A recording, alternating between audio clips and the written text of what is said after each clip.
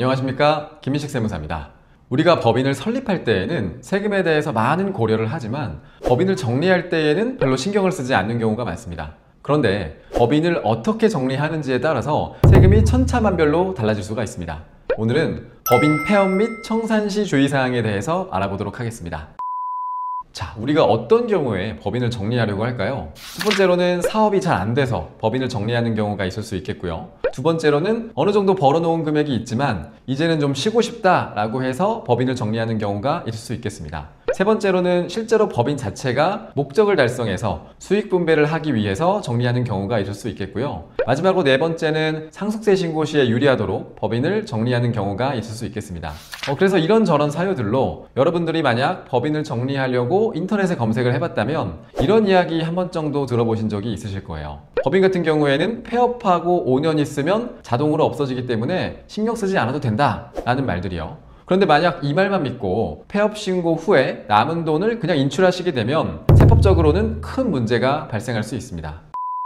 먼저 법인을 정리하기 위해서는 크게 세 단계를 거치셔야 하는데요. 첫 번째가 해산, 그 다음이 폐업, 그리고 마지막으로 청산입니다. 먼저 해산은 쉽게 생각해서 법인이 이제 목적 달성을 위한 어떤 행동을 하지 않고 정리할 준비에 들어간다 라고 생각하시면 됩니다. 우리가 일반적으로 해산 간주라고 해서 자동으로 해산이 되는 경우가 있고 실제로 해산 절차를 진행해서 해산을 하는 경우가 있습니다. 해산 간주의 경우에는 최종 등기를 한 후 5년이 지나면 자동으로 해산이 되게 되는데 우리가 인터넷에서 일반적으로 잘못 알고 있는 법인이 폐업하고 5년 있으면 자동으로 없어진다가 바로 이 내용이라고 보시면 되겠습니다. 그리고 해산 절차에 의해서 해산을 하는 경우에는 주주총회 특별 결의를 통해서 해산을 결의하고 청산인을 선임하게 되는데요. 그 후 2주 이내에 해산 및 청산인 선임에 대한 등기를 하게 됩니다. 보통 이러한 해산 단계까지는 일반적으로 특별한 세무 문제가 발생하지는 않습니다. 보통 실무상으로는 해산 등기를 마치고 그 후에 폐업 신고를 하게 되는데요. 해산 등기 전에 그냥 폐업 신고를 먼저 하시는 경우도 있기는 합니다. 그런데 중요한 것은 폐업 신고를 언제 하느냐라기보다는 이 폐업 신고를 아무런 검토 없이 하게 되면 많은 세금이 과세될 수 있다는 점입니다. 먼저 법인 폐업 시의 가장 큰 문제는 폐업 시에 가지급금이 남아있는 경우인데요. 이 경우에는 폐업하는 시점에 대표자가 모두 급여로 가져간 것으로 보아 소득세가 과세되게 됩니다. 그리고 만약 가지급금이 없다고 하더라도 폐업 후 해산 절차를 거치기 전에 남은 자금을 그냥 인출해가는 경우에는 국세청은 해당 인출금 자체를 가지급금으로 간주해서 세금을 부과할 수 있습니다. 또한 만약에 재고 등이 남아있는 경우라면 그 재고와 관련하여 부가가치세가 발생할 수 있기 때문에 주의하셔서 폐업을 진행해 주셔야 됩니다.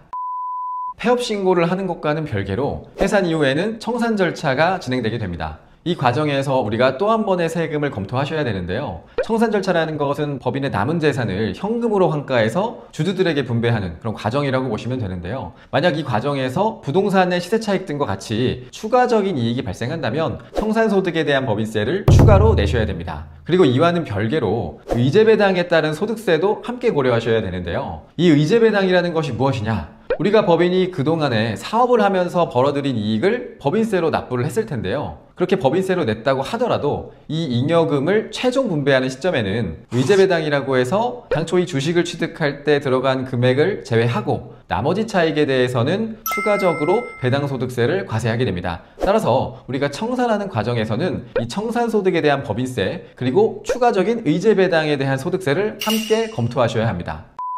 자, 이렇게 법인을 정리한다라는 것은 단순하게 폐업을 하면서 시작을 하는 것이 아니라 굉장히 많은 세금들을 미리 검토하고 그 다음에 폐업을 결정해야 되는 것입니다. 물론 경우에 따라서는 큰 문제가 없으면 폐업만 하고 놔두셔도 되는 경우들도 분명히 있습니다. 하지만 그것은 여러 사례 중에 하나일 뿐이지 절대로 이것이 일반적인 경우다 라고 생각하시면 안 됩니다. 만약에 법인 정리를 앞두고 있다면 꼭 해당 업무를 진행해 본 세무사님과 상의하시기를 바라겠습니다. 오늘도 영상이 유익했다면 구독과 좋아요 부탁드리겠습니다. 감사합니다.